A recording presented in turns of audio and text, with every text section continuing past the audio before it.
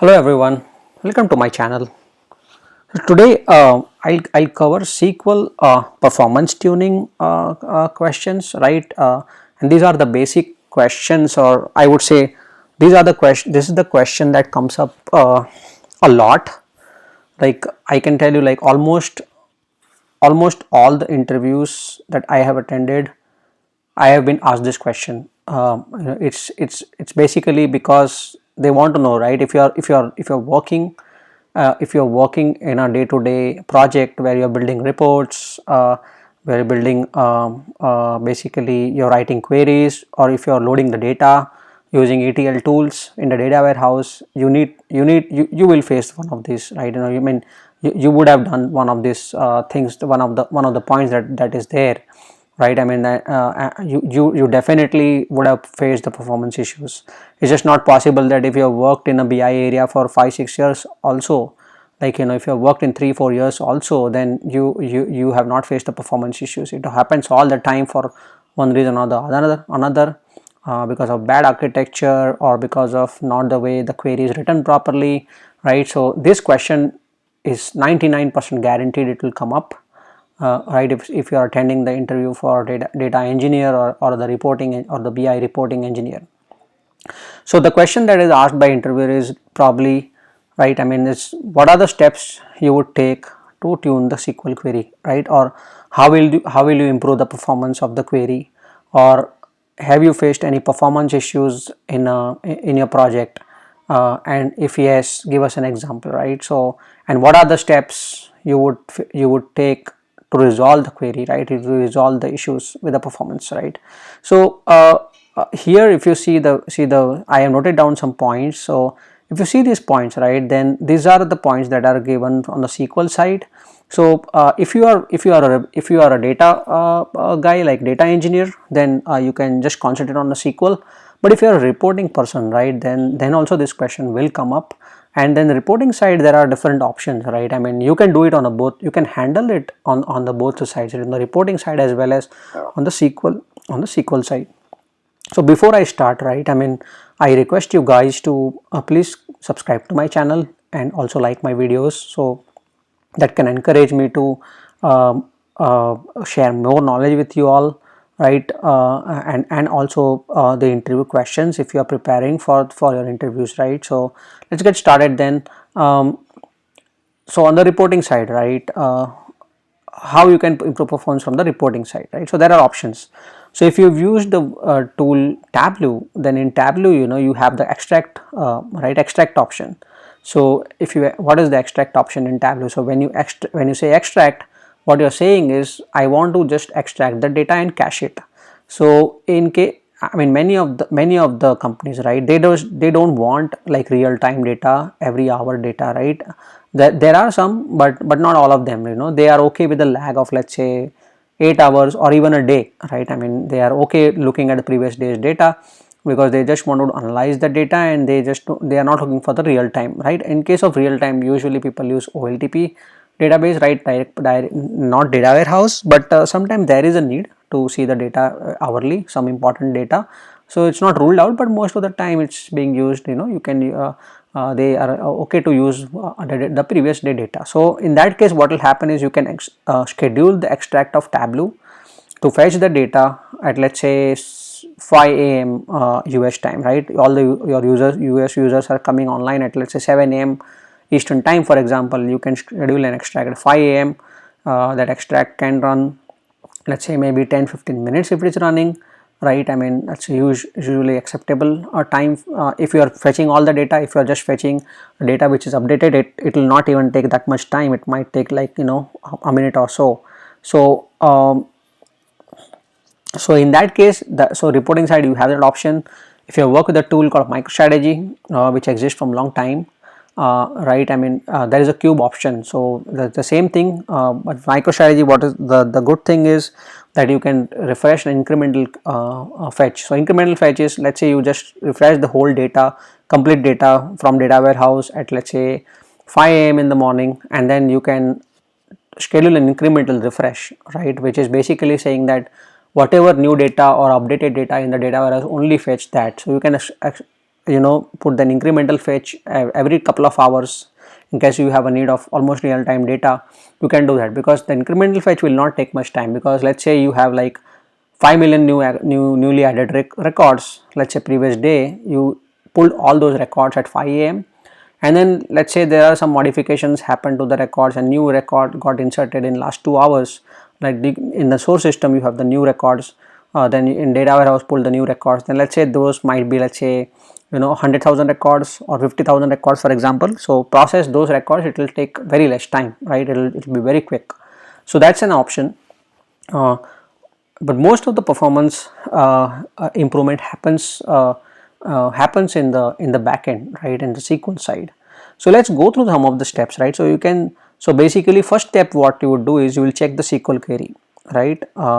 So make sure that all the table joins are correct and all the filter conditions apply as intended, right? So for example, so you need to make sure that all the table joins you are doing is correct, right? Wherever the data is, I mean, you don't need, if you don't need the data, let's say outer join, right? I mean, if you don't need an outer join, some cases you need outer join, but if you don't need an outer join, don't use it, right? I mean, just use the inner join. That will restrict the data, right? Because it is just matching the keys between two tables in the data warehouse, right? So if that happens, then the limited set of data comes up, right? Sometimes there is a need, right? I mean, let's say you want to pull the, let's say the reporting requirement is I want to know all the stores in the report irrespective whether they had sales or not, right? I mean, it's almost next to impossible that stores will not have a sales, but possible, right? I mean,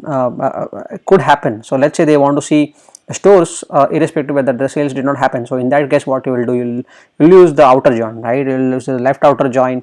So what will happen is all the stores name will come up and the sales will be like null or zero, right? So in that case you need to use, but let's say there is no such requirement and you pull up and you need to pull only the stores which had the sales, right? I mean, then you just need to do an inner join, right? I mean, so make sure that the joins are correct. Second is also check for the cross joins that may happen under. So this is very important, right? So cross join is what? Cross join means there is no common key between two tables and you are just pulling all the records. So let's say you have 50 records in one table and 100 records in one table. Then what it will do is it will join all those 50 records with all those 100 records, right? So which is huge data, right? I mean, you can imagine, right? So it's multiplication, right? I mean, complete multiplication, and that will bring lot of data, right? I mean, and you don't need that. In some scenarios you may need cross joins, right? But you need to be very careful. Make sure you have proper joins assigned, right? And no cross joins are happening. In 5% of cases you do need cross joins sometimes, right? Because you want to bring up the cross join data set, right? Irrespective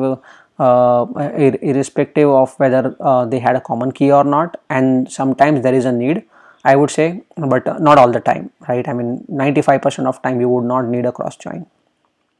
And avoid any repeated subqueries by using with clause, right? So with clause is what? If there is another question that can come up in SQL question interviews, right? Is what is the common table expression, right? So common table expression are nothing but with clause. So with clause, and I'll cover this kind of concepts with practical example in SQL, right? When I do videos on SQL. So with clause is basically common table expression where you're writing the query with clause, right? So what happens is, instead of writing a subquery multiple times, right? Let's say you want to fetch let's say number of stores, right? I mean, all the items, for example, right? So what you will do is, and if you have to fetch that multiple time, you might write subqueries multiple times, right? So you don't need to do that. You can just write a query with clause. So basically you're creating a temporary table in the database, right? I mean, kind of a temporary table where you will just create one table, fetch all the stores, right, or all the items list, and then store it in a table. And then when you have to use it in the procedure, or if you want to use it in the query below, if you're writing, let's say, big query, if you want to use that again and again, you can just reuse that, right? Reuse that temporary table, right? So and that's very useful, right? I mean, because it will save the time, it will basically save the performance, right? Because If you can do it with subquery, but every time that subquery is written, it will fetch the data. So in that case, you don't want to do that. You want to just create a table with clause and use it. So in that case, it will basically improve your performance. If using tables with huge list of columns, and make sure only fetch columns which are required for the, this is very important. So if your table has, let's say, 200 columns and you just need 50 out of that, right? Because what happens is the data warehouse, right, it tries to keep all the columns in the data warehouse, because self-service requirement can come in, right? And I can create a video on self-service, what is self-service, how you can use self-service, why self-service is very important, right? All those things I can cover in a video. Just let me know. Not everyone is interested in that self-service kind of requirement, so but if you want it, then probably I can create a video and show, like, how you can do a self-service efficiently, and what are the advantages of self-service and all, and things like that, right? So data warehouse will create all the tables, but reporting might just need 50 columns of that, right? So when you're designing that cube or designing that extract of Tableau, right, make sure that you pull only 50 columns, right? Because more columns you put, just imagine if you pull all 200 columns and then you have, let's say, 50 a million rows, it's going to store all that data, right? That's going to consume the memory. So both sides it's not good, and the Tableau side also, it will be stored in the Tableau memory, right? So make sure that you pull only the columns which are needed. You can always add the columns in future if you want in the query, right? I mean, adding the column should not be an issue. So make sure you pull only the necessary columns. If required, check the columns used in join conditions are similar to how indexes are created, just to make sure you give the best possible chance to, yeah. So join conditions, right? I mean, this is pretty important, right? And index is the next topic, so we can go over there. So indexes, right? I mean, it's pretty important to consideration, right? So when you are using join conditions, for example, typical example is, let's say you are always querying on, let's say, a store ID, right? Or let's say you are always querying on, let's say, manager ID, for example, right? I mean, store manager ID. It makes sense to create an index on that. So what happens with indexing is, and I'll jump to the indexing piece as well, right? Make sure that correct indexes are created for the desired column, and then avoid creating unnecessary index. Both are important, right? So think of an example, right? I mean, index is nothing, just think of it practically as a book, right? Why books have indexes? Because let's say you want to read a particular chapter, you're not interested in all 20 chapters of a book, but you want to just read one of the chapter, right? Then you can directly see an index and then jump over to that chapter, right? So what happens is your time is saved, correct? Same thing applies here, right? If you create an index, if you don't create an index, what happens is when you write a query, right, and you put, let's say, where store ID is this, it's going to scan the entire table. So it's going to scan the entire, all the columns, and it's going to scan all the rows, and then it will match the record. So let's say you have like you have like 20,000 stores, and you are searching for, let's say, 66,000 stores. Let's say you are interested in 6,250 store, for example, right? So in that case, it will basically scan all the rows and all the columns. So it's going to degrade the performance a lot, right? So in that case, since your store ID is very important for everybody, just create an index on that, and then when you do that, it will just concentrate on that one column, and data will be very fast, right? So and same thing, like the column which are used mostly in where clause, right? Because where clause is what of interlinked condition, right? That was this point actually. So in that case, you should make sure, consult with your DBA, talk to your DBA, and then make sure that the indexes are created properly, so that will improve the performance. Avoid creating unnecessary indexes. This is very important, right? So if you have 200 columns in your table, and if you create indexes on 50 columns, it's not going to help, right? I mean, because you don't want to create 50 column index and it basically scans through all the 50 columns, right? So you need to be very careful while creating indexes. You should not create over indexes, like where you don't need it, and you should not be under indexes also, like you don't create any index. Should not happen. So make sure you create proper indexes, talk to your DBA, right? And eventually you will gain the knowledge, like eventually with experience you will come to know like which indexes are needed, right? What queries you are using, which indexes are most important, and you can use those indexes. Check if table statuses are up to date, right? So you need to make sure that the table statistics are up to date. So if there is any some updates to table structure or data, right, then it is good to run statistics. So for example, let's say you have 200 columns in a table, then there is where, let's say you run the statistics, right. So the statistics running means, like, it will make sure that everything is running fine, right. I mean, so usually what happens is, what I've seen is, every project has the statistics job automated in the weekend, right, when users are offline, right. The statistics job runs and checks for this kind of statistics, right. So for example, if you are using 200 columns and then 20 columns are added, if you did not run, if you have a stale statistics, you did not run the statistics, then your data retrieval will not be faster, because remember, the running the statistics, you had, like, it's only on 200 columns, so you added 20 columns, but you do not run statistics on that, right. So that you will not have an optimization, right. So that's why you need to make sure that your statistics jobs are running frequently, and probably a weekly statistics job would be the best one, right. I mean, in most of the projects I see that it's running every week. Check the explain plan, right. So it's pretty important, and you would have done this, I'm pretty sure, that if you run an explain plan for the query, it will suggest you the queries. It will basically look for any syntax error and checking the validity of the tables and columns, right. The next thing that happens is the database optimizer will generate an explain plan for the query, right. Its explain plan is, what is explain, it's basically step to step guide on how query execution will happen, right. It will mention that which index to use and which sort of joins to follow.